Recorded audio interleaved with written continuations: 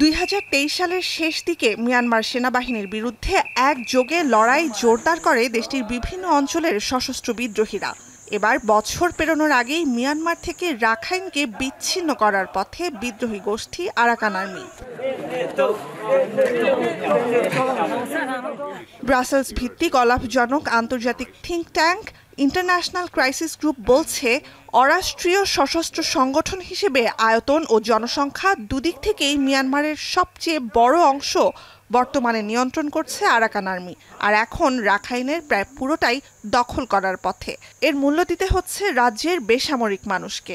Bangladesh Myanmar সীমান্তের যে অঞ্চলে আরাকান আর্মির প্রোটো স্টেট বা আধা রাষ্ট্র নির্মাণের প্রক্রিয়া চলমান, সেখানে বাস 10 লাখের বেশি মানুষের।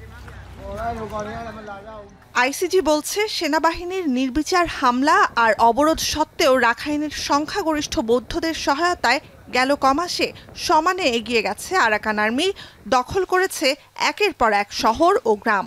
মাঝখান থেকে চলমান অস্থিরতার জেরে ভয়াবহ অর্থনৈতিক সংকটের মুখে পড়েছে পুরো দেশ।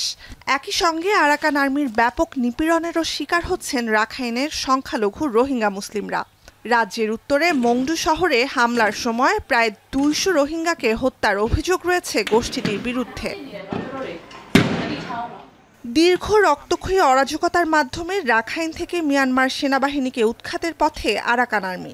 আইসিজির পর্যবেক্ষণ বলছে, অঞ্চলটি শাসন করা, এর অধীনে আসা জনগণের জীবন পরিচালনা এবং আঞ্চলিক স্থিতি আনার সক্ষমতা গোষ্ঠীটির রাজনৈতিক শাখা ইউনাইটেড লিগ অব আরাকানের আছে কিনা তা স্পষ্ট নয়।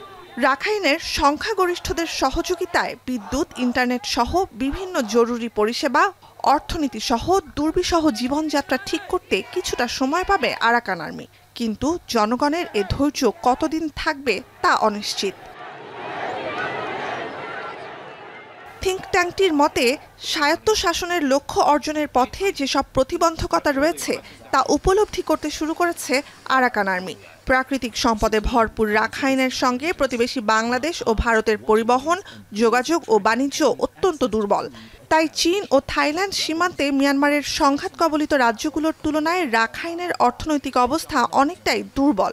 বিদ্যুৎ ও নিত্যপণ্যের জন্য মিয়ানমারের কেন্দ্রীয় সরকারের ওপর পুরোপুরি নির্ভরশীল রাখাইনবাসী স্বায়ত্তশাসনের ক্ষেত্রে যা আর পাবে না তারা। ভূরাজনৈতিক কৌশলগত কারণে রাখাইনের ওপর আধিপত্য প্রতিষ্ঠার চেষ্টায় আছে চীন ও ভারত।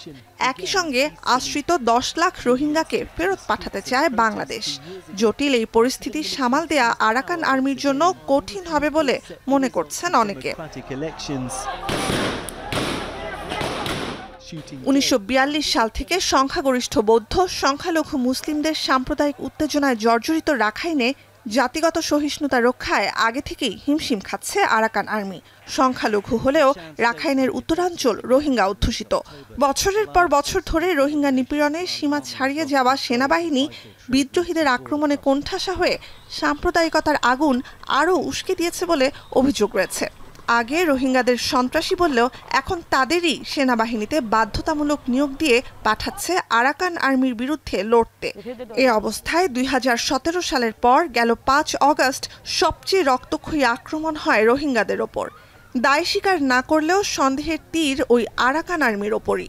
মংডু ও বুথিডংয়ে তীব্র লড়াইয়ের মধ্যেই গুরুতর মানবাধিকার লঙ্ঘনের অভিযোগও উঠেছে গোষ্ঠীটির বিরুদ্ধে।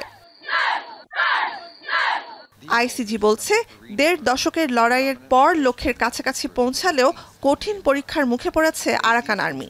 প্রধান রণক্ষেত্রগুলোতে সেনাবাহিনীকে পরাস্ত করলেও দেশের অন্যতম উপেক্ষিত এ অঞ্চলে স্থিতিশীলতা ফেরানোই সবচেয়ে বড় চ্যালেঞ্জ প্রায় 30,000 যোদ্ধার এ গোষ্ঠীটির।